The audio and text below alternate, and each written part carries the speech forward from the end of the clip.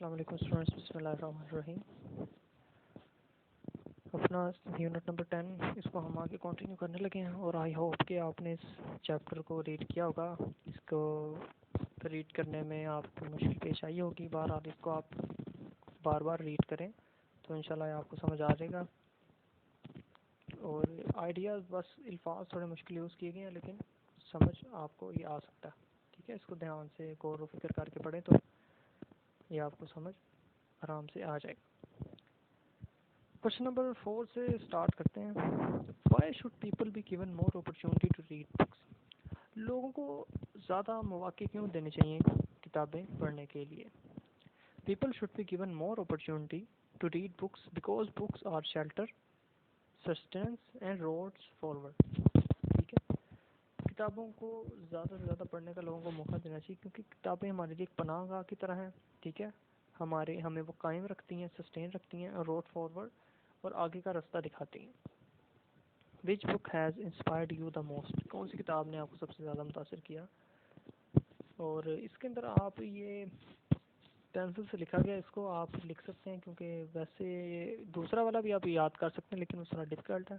अगर आपने वो करना तो वो कर सकते हैं, अदरवाइज़ जो ये पेंसिल से लिखा हुआ है आप इसको भी लिख सकते हैं। The Holi Quran has inspired me the most because it is a perfect book and provides us complete guidance।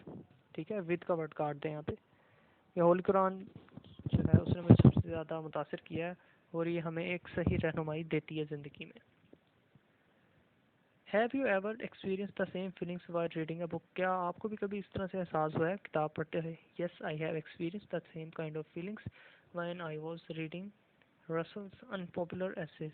ठीक है, जब मैं रसल्स के जो नामशहूर मज़ामीन हैं उनको पढ़ रहा था।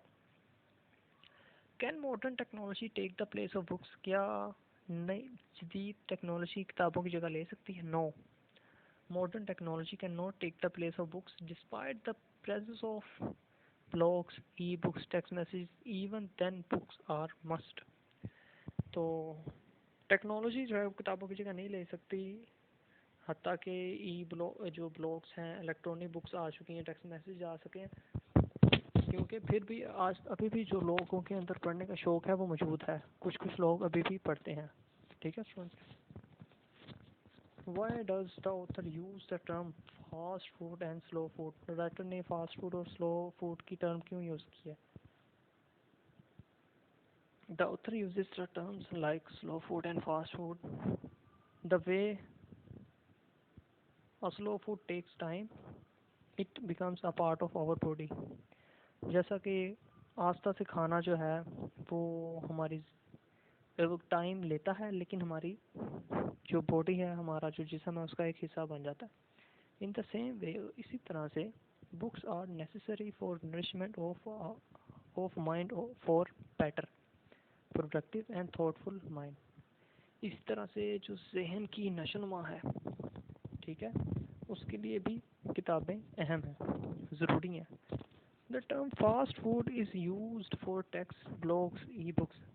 और जो तेज़ खाने का लफ्ज़ इस्तेमाल किया गया ना, वो मैसेजेस के लिए, ब्लॉग्स के लिए और इलेक्ट्रॉनिक बुक के लिए किया गया। You can eat them but can not satisfy your appetite. आप इन्हें खा तो सकते हैं, मतलब आप इन्हें text message, blogs, e books वगैरह पढ़ लें, लेकिन आप इससे मुकम्मल तौर पे अपनी भूख को नहीं मिटा सकते, मुकम्मल तौर पे सेटिस्फाइड नहीं हो सकते। आप कभी गौर करके देखिएगा, एक बुक आप जो कंप्यूटर में पढ़ें और जो आप हार्ड कॉपी में पेजेस के फॉर्म में पढ़ें, तो आपको जो पेजेस वाला है उसके अंदर ज़्यादा अच्छा लगेगा पढ़ना। In the same way one can not satisfy hunger for knowledge. इस तरह से जो है कोई अपना अगर फास्ट फूड खाता है तो अपनी जो भूख है उसको नहीं मिटा सकता। What role does our library play to promote the habit of book reading? Library क्या किरदार अदा करती है किताबों की अहमियत को बढ़ाने के लिए? Libraries play a very important role in math literacy learning and awareness. They are witness of glorification of a civilization. Library जो है काफ़ी अहम किरदार अदा करती हैं और लोगों को आगाही फराहम करती हैं, लोगों को पढ़ने का मौका फराहम करती हैं। और ये किसी भी जो कोई भी तहजीब है ना, उसकी शान और शौकत का एक निशान होती हैं लाइब्रेरियाँ। ग्लोरिफिकेशन, शान और शौकत। इसके बाद स्टूडेंट्स हम चलते हैं एडजेक्टिव क्लॉज की तरफ कि एडजेक्टिव क्लॉज क्या होता है। क्लॉज कहते हैं सेंटेंस का ऐसा पार्ट जो कि समटाइम्स अपना मतलब तो रखता है, समटाइम्स अपना मतलब नहीं रखता। ठीक है, तो इसमें एडजेक्टिव क्लॉज जो होता है ना, ये हमेशा से ऐसा क्लॉज होगा, ऐसा पार्ट होगा जो अकेले अपना मतलब नहीं रखता। ठीक है, और ये शुरुआत इसकी किस तरह के अल्फाज से होती है। इसकी अल्फाज होती है, शुरुआत होती है डैट, विच, हु, होम, इस तरह के वर्ड से। एग्जाम्पल उसने आगे दी हुई है, the umbrella which has a broken handle is mine. और एडजेक्टिव क्लॉज का काम क्या होता है कि नाउन और प्रोनाउन को मॉडिफाई करना, उसकी अहमियत को बताना। अब देखें जिस तरह अम्ब्रेला की एग्जाम्पल है, the umbrella which has a broken handle is mine. अब ये जो लिखा हुआ है which has a broken handle, जो जिसका जो हैंडल है वो टूटा हुआ है। किसका हैंडल टूटा हुआ है? अम्ब्रेला का। तो ये पूरी जो लाइन है, ये पूरा क्लोज किसके बारे में बता रहा है हमें? अम्ब्रेला के बारे में। और अम्ब्रेला क्या है? एक नाउन है।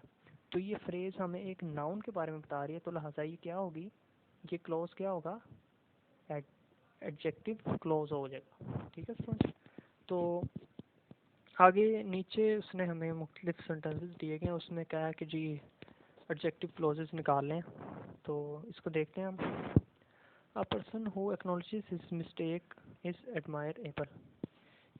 ठीक है, अब मैंने जो जैसे कि बताया कि जी होम, विच, हूज, डैट, इस तरह के अल्फाज से शुरू होता है। तो इसमें क्या होगा एडजेक्टिव क्लोज, जहाँ से हु से स्टार्ट किया, हु एक्नॉलेजेस हिज मिस्टेक्स। ठीक है, ये क्या होगा? एडजेक्टिव क्लोज, क्योंकि ये जो है हु एक्नॉलेजेस हिज मिस्टेक, ये पूरा क्लोज किसके बारे में बता रहा है? पर्सन के बारे में। पर्सन नाउन है, तो जब एक क्लोज हमें किसी नाउन के बारे में बता दे तो वो क्या हो जाता है? Adjective close.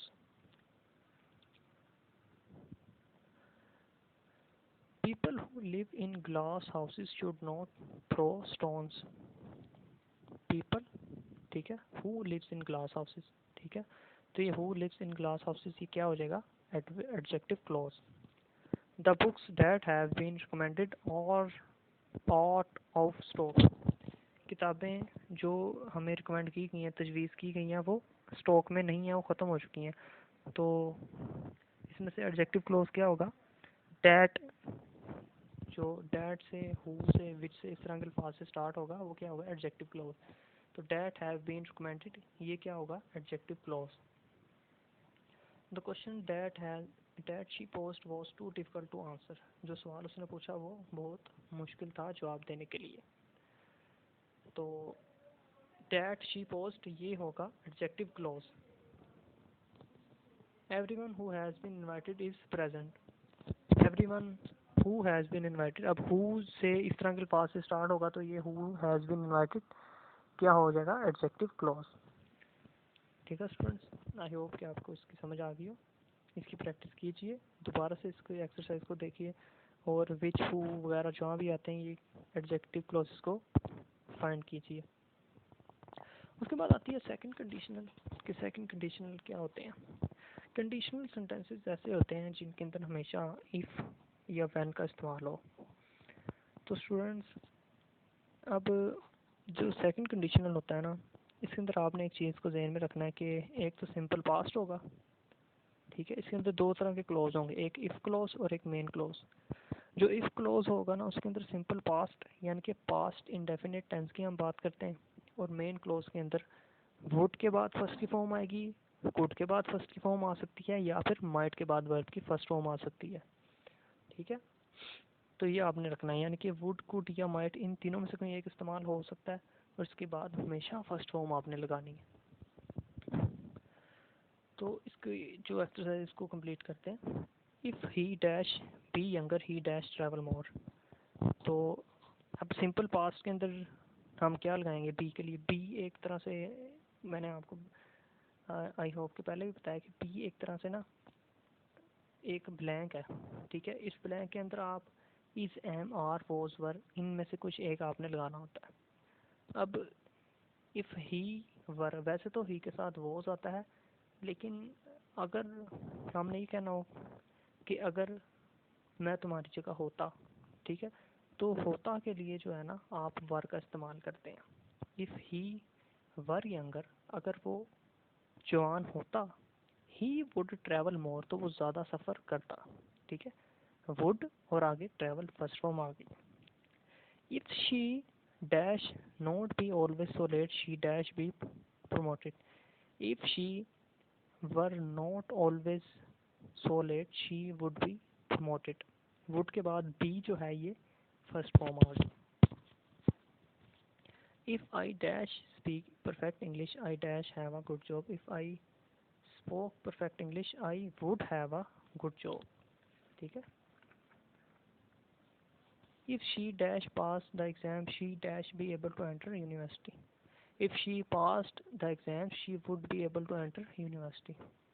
We dash buy a house if we dash decide to stay here. We would buy a house if we decided to stay here. ठीक है।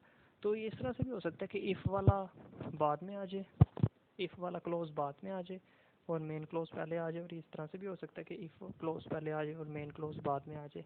लेकिन जो इफ़ होगा उसके साथ, इफ़ क्लोज वाले के साथ सिंपल पास्ट होगा, और जो मेन क्लोज होगा उसके अंदर ये वुड माइट कुड ये आएगा और साथ में फर्स्ट फॉर्म आएगी। और सिंपल पास्ट में आपको फिर बता दूं, सिंपल पास्ट क्या होगा? Past indefinite. और एक्सरसाइज का ये एक पार्ट ये भी है, इसमें क्या है, form questions in passive voice. Passive voice के फॉर्म में आपने क्वेश्चन इसको बनाना है, इसको सही तरह से तरतीब दे के इसने आगे पीछे करके लिखा होगा। फर्स्ट क्या है? Were caught the thieves. तो क्या होगा? वर द थीव्स कॉट, क्या चोर पकड़े गए। Accepted will be my apology. तो ये क्या करेक्ट बनेगा? Will my apology be accepted, क्या मेरी माफ़ी कबूल कर ली जाएगी। The workers by computers will be replaced. तो इसको आप ठीक कर लीजिए, will the workers be replaced by the computers. क्या जो मजदूर हैं, काम करने वाले लोग हैं, वो कंप्यूटर के ज़रिए तब्दील हो जाएंगे, यानी कि कंप्यूटर उनकी जगह ले लेगा क्या। Was the incident by the police yesterday seen. Was the accident seen by the police yesterday, क्या पुलिस के ज़रिए वो हादसा देखा गया। Where the first underground railway open was, where was the first underground railway station open. पहला जो है ज़मीन दोज रेलवे स्टेशन, ज़मीन के अंदर वाला railway station, underground railway station कहाँ ओपन किया गया, कहाँ उसका शुरुआत की गई। तो इसके साथ हमारा यूनिट नंबर 10 भी कंप्लीट होता है स्टूडेंट्स। इंशाल्लाह अपने नेक्स्ट लेक्चर में मिलेंगे, तब तक के लिए अल्लाह हाफिज़।